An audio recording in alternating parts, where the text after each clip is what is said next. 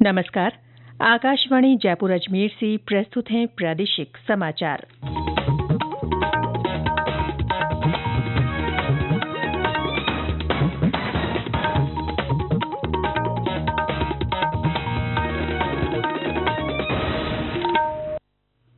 मुख्य समाचार। राज्य मंत्रिमंडल ने राजस्थान निवेश प्रोत्साहन योजना 2024 लाने सहित कर्मचारी कल्याण, सौर ऊर्जा और विकास से जुड़े कई महत्वपूर्ण फैसले किए। ऊर्जा मंत्री हीरालाल नागर ने कहा, पिछली सरकार के समय जयपुर डिस्कॉम के टेंडरों में हुए भ्रष्टाचार की उच्च स्तरीय जांच कराई जाएगी। अंतर्राष्ट्रीय वृद्धजन दिवस पर कल राज्य में निर्वाचन विभाग की ओर से शतायु मतदाताओं को सम्मानित किया जाएगा। और प्रदेश के पूर्वी और दक्षिणी जिलों में हल्की से मध्यम बारिश का दौर जारी।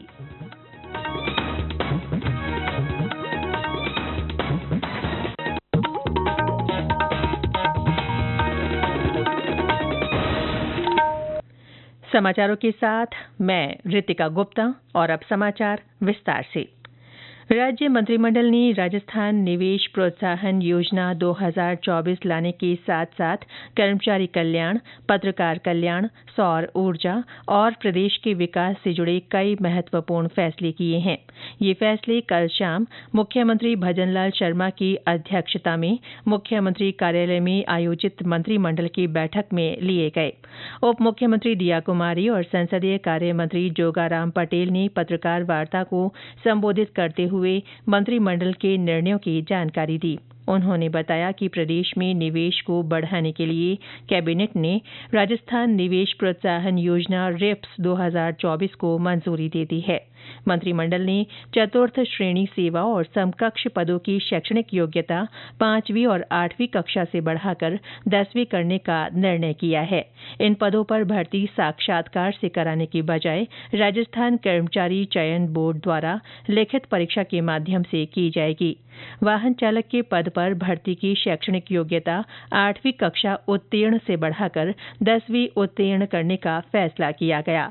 इन पदों की भर्ती भी राजस्थान कर्मचारी चयन बोर्ड लिखित परीक्षा के माध्यम से करेगा। श्री पटेल ने बताया कि विभिन्न विभागों में चतुर्थ श्रेणी कर्मचारी के लगभग 60,000 पदों पर भर्ती की जाएगी।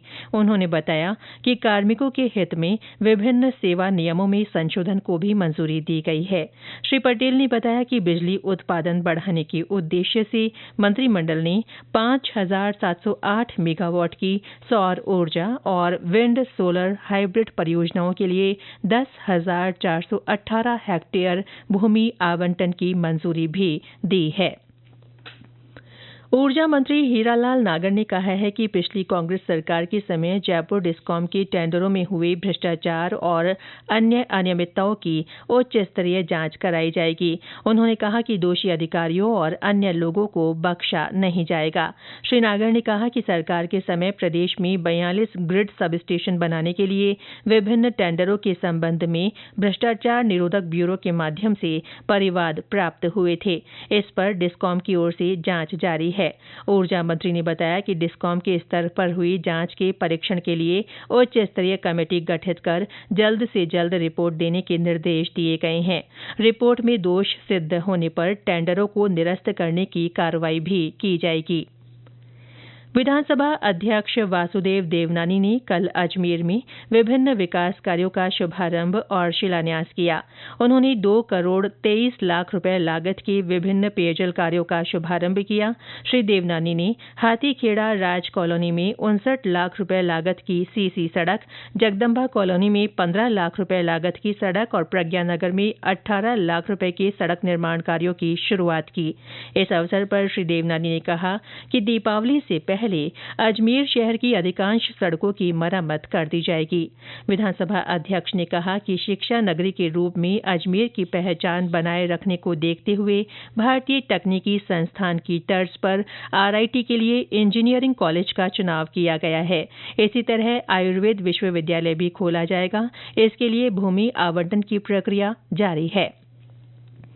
प्रधानमंत्री नरेंद्र मोदी के नेतृत्व वाली सरकार के तीसरे कार्यकाल में पहले 100 दिनों में किए गए महत्वपूर्ण कामों के बारे में जानकारी देने के लिए आकाशवाणी जयपुर के प्रादेशिक समाचार बुलेटिनों में विशेष श्रृंखला चलाई जा रही है। आज हम आपको कृषि क्षेत्र में किए गए नवाचार NPSS के बारे में जानकारी देने जा रहे हैं। नेशनल पेस्ट सर्विलांस सिस्टम यानी कि NPSS कृषि और किसान कल्याण विभाग द्वारा शुरू की गई एक डिजिटल पहल है। इसका उद्देश्य देश भर में पेस्ट सर्विलांस व्यवस्था में सुधार करना है। इस प्रणाली में एक मोबाइल ऐप और एक वेब पोर्टल शामिल है। एंड्रॉइड और iOS दोनों ही प्लेटफॉर्म पर उपलब्ध ये मोबाइल ऐप उपयोगकर्ताओं को पेस्ट संबंधित जानकारी प्रदान करने में मदद करता है। ये वेब पोर्टल पेस्ट संबंधित घटनाओं की निगरानी करने और एडवाइजरी जारी करने के लिए भी बहुत उपयोगी है। NPSS में 61 फसलों के लिए पेस्ट पहचान मॉड्यूल और 15 फसलों के लिए समय पर उपचार संबंधित एडवाइजरी जारी करने के लिए मॉड्यूल शामिल है। कृषि मंत्री शिवराज सिंह चौहान ने इस साल 15 अगस्त को किसानों, छात्रों, वैज्ञानिकों, विशेषज्ञों के उपयोग के लिए इस सिस्टम का शुभारंभ किया था। NPSS के लाभों में बेहतर पेस्ट प्रबंधन करना, कृषि उत्पादकता में बढ़ोतरी और डेटा संचालित निर्णय लेना शामिल है। NPSS पेस्ट के कारण फसल के नुकसान को कम करने में मदद करता है और इस तरह से किसानों को समय पर और सटीक पेस्ट प्रबंधन से समाधान प्राप्त करके कृषि उत्पादकता को बढ़ाता है। न्यूज डेस्क की रिपोर्टिंग के साथ समाचार कक्ष से मैं दीपेंद्र खंगारू।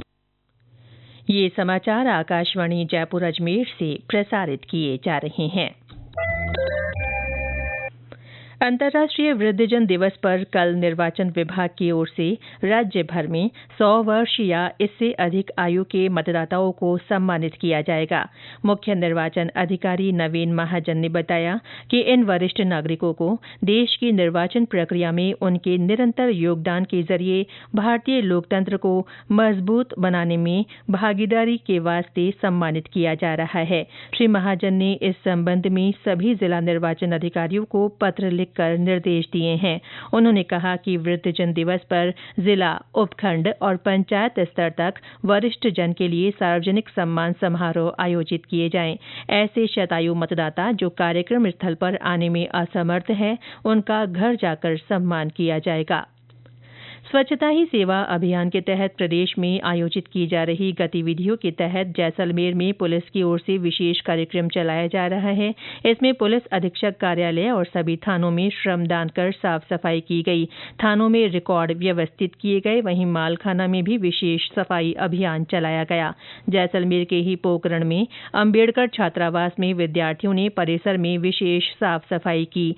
इसी तरह NSS के स्वयंसेवकों ने रानीसर कच्ची बस्ती में श्रमदान कर स्वच्छता का संदेश दिया। जैसलमेर के लाठी में दुर्लभ प्रजाति के गिद्धों के नजर आने से वन्यजीव प्रेमियों में खुशी की लहर है। अनुकूल आबोहवा और रहवास के कारण ये प्रवासी गिद्ध यहां पहुंच रहे हैं।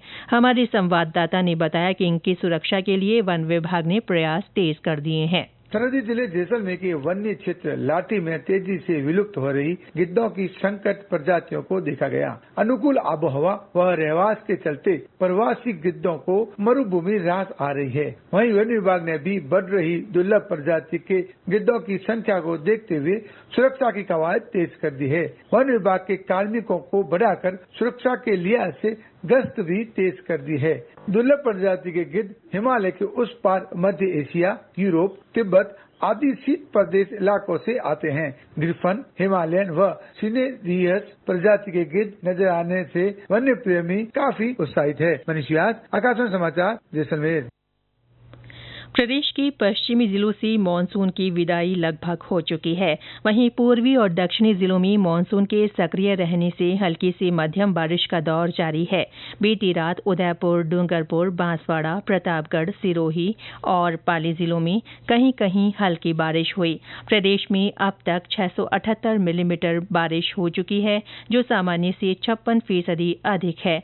मौसम विभाग ने आज कोटा, भरतपुर, अजमेर, उदयपुर और जोधपुर संभागों में बारिश की संभावना जताई है। मौसम केंद्र जयपुर के निदेशक राधेश्याम शर्मा ने बताया कि आने वाले कुछ दिनों तक पूर्वी जिलों में बारिश की गतिविधियां जारी रहने के आसार हैं। और अंत में मुख्य समाचार एक बार फिर। राज्य मंत्रिमंडल ने राजस्थान निवेश प्रोत्साहन योजना 2024 लाने सहित कर्मचारी कल्याण, सौर ऊर्जा और विकास से जुड़े कई महत्वपूर्ण फैसले किए हैं। ऊर्जा मंत्री हीरालाल नागर ने कहा है कि पिछली सरकार के समय जयपुर डिस्कॉम के टेंडरों में हुए भ्रष्टाचार की उच्च स्तरीय जांच कराई जाएगी। अंतर्राष्ट्रीय वृद्धजन दिवस पर कल राज्य में निर्वाचन विभाग की ओर से शतायु मतदाताओं को सम्मानित किया जाएगा और प्रदेश के पूर्वी और दक्षिणी जिलों में हल्की से मध्यम बारिश का दौर जारी है। इसके साथ ही प्रादेशिक समाचार बुलेटिन समाप्त हुआ। नमस्कार।